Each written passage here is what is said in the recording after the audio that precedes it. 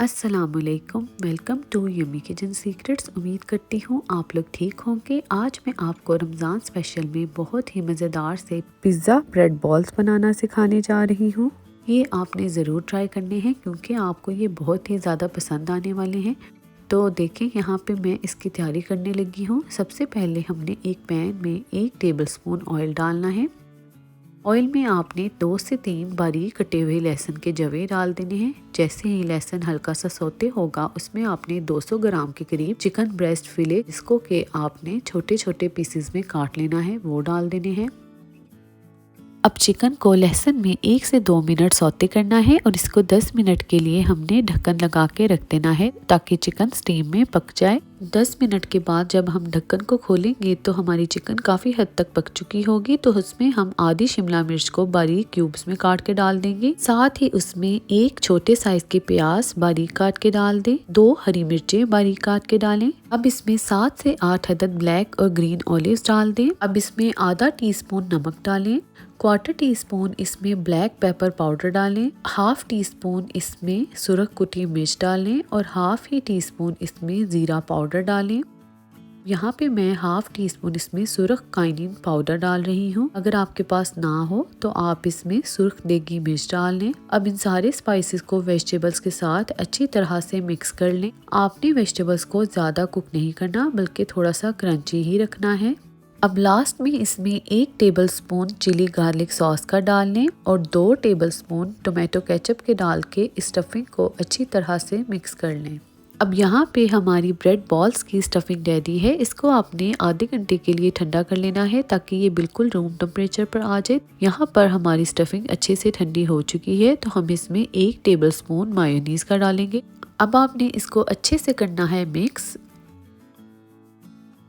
अब हमने क्या करना है कि हमने ब्रेड स्लाइसेस लेने हैं, उनके किनारों को हमने ऑलरेडी रिमूव कर लेना है। अब एक प्लेट में हमने सादा पानी लेना है और उसमें ब्रेड स्लाइस को डिप करना है। बहुत ज़्यादा भी डिप नहीं करना, हल्के हाथों से डिप करेंगे और साथ ही इसमें से हम एक्स्ट्रा पानी स्क्वीज कर लेंगे। आपने इसको जेंटली प्रेस करके एक्स्ट्रा पानी स्क्वीज कर लेना है और दरमियान में हमने इसके चीज़ रखनी है और 1 चम्मच इसके अंदर फिलिंग रख के इसके किनारों को मिला के अच्छी तरह से बंद कर देंगे।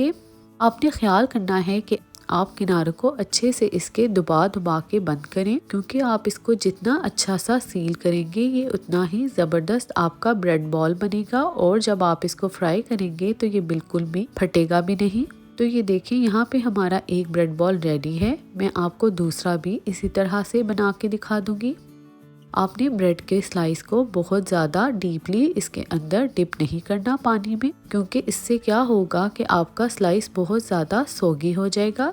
तो यहाँ पे हम दोबारा से इसके दरमियान में रखेंगे चीज़ और दरमियान में थोड़ी सी स्टफिंग रख के इसके किनारों को मिला के इस ब्रेड बॉल को अच्छी तरह से बंद कर लेंगे।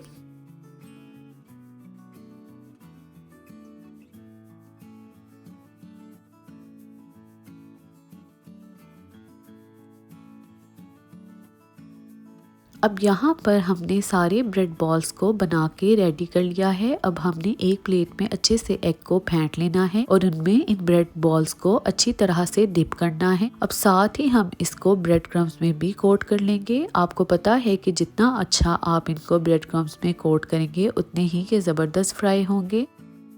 जी, तो हमने सारे ब्रेड बॉल्स को इसी तरह अंडे और ब्रेड क्रम्स में कोट कर लेना है। अब एक कढ़ाई में डीप फ्राई के लिए ऑयल लें और उनमें अपने ब्रेड बॉल्स एक एक करके डालते जाएं। आपने ऑयल का टेम्परेचर बहुत ज़्यादा हाई नहीं रखना, क्योंकि इस तरह ब्रेड क्रम्स जल जाएंगे और चीज़ भी अंदर से मेल्ट नहीं होगी।